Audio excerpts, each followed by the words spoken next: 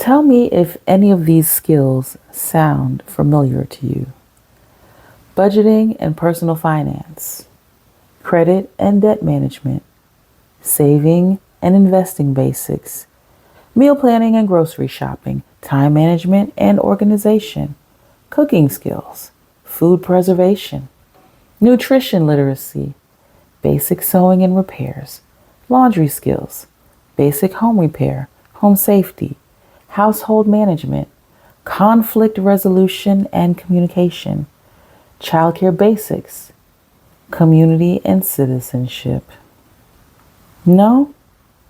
Once upon a time, nearly every student left school knowing how to budget, cook a meal, sew a button, read a nutrition label, and de-escalate a conflict. These weren't glamorous skills, they were survival skills, the tools that made self-sufficiency possible. What's interesting is that these used to be framed as women's classes, but in reality, they're essential survival skills for everyone, especially with inflation, high cost of living, etc., etc. Today, those lessons have vanished, replaced by a curriculum designed to churn out workers and consumers, not active and participating citizens. If you can't cook, you'll rely on fast food, frozen meals, and delivery apps. If you can't sew or repair, you'll throw away items and buy new ones. If you can't fix a clogged sink or a leaky faucet, you'll call a professional, or even worse, you'll just replace things unnecessarily. By stripping away self-sufficiency, you're trained to outsource every need to the market, funneling your money into corporate hands, creating perpetual debt cycles. No budgeting means you spend impulsively. No credit literacy means you rack up debt and pay interest forever. No savings or investing knowledge means it's harder to escape paycheck to paycheck living. Ignorance ensures that you're locked in debt, with banks and credit companies profiting off of your ignorance. Without nutrition literacy, people fall prey to processed foods, leading to chronic illness. Instead of prevention, society pays for treatment through big pharma and healthcare systems. Your body becomes a revenue stream for them. As corporations profit first from selling you junk, they then profit from curing you of the disease that the junk they sold you caused. That leads us to a disposable culture.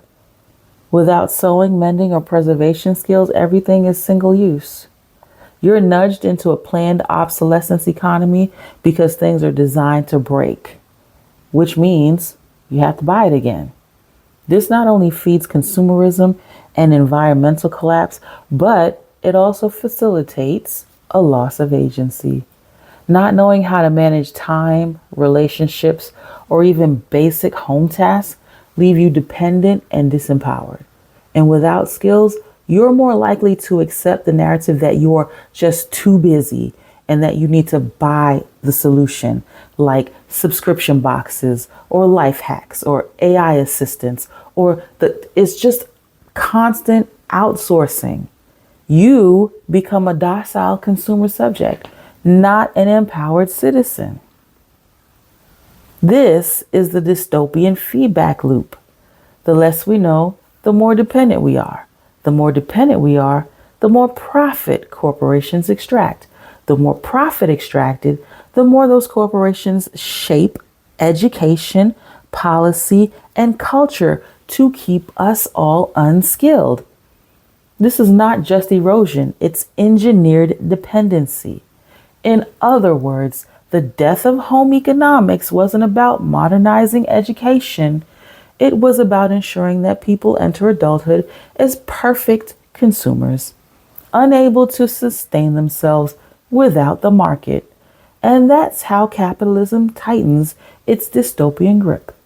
Not just through laws and wages, but by making sure you literally don't know how to survive without buying something. Resisting the dystopia means teaching yourself these skills. And more importantly, it means passing them along to other people. That's how you break the cycle. That's how you stop being a cog in the profit machine and start being an active, participating citizen again. Capitalism thrives when we are helpless. Every forgotten skill is another chain, but every relearned skill is a quiet act of rebellion. When you mend your own clothes, cook your own food, or set a budget that resists debt traps, you're not just saving money. You're refusing to play the role that you were assigned in the dystopian script. In the novels of Orwell and Huxley, dystopia is maintained by control of knowledge. Our present dystopia is no different. The death of home economics was the death of empowerment. Its revival on our own terms might be the seed of liberation. So the real question is not, why isn't this taught in school? We already know the answer. They don't want us to know. Poorly educated. I love the poorly educated.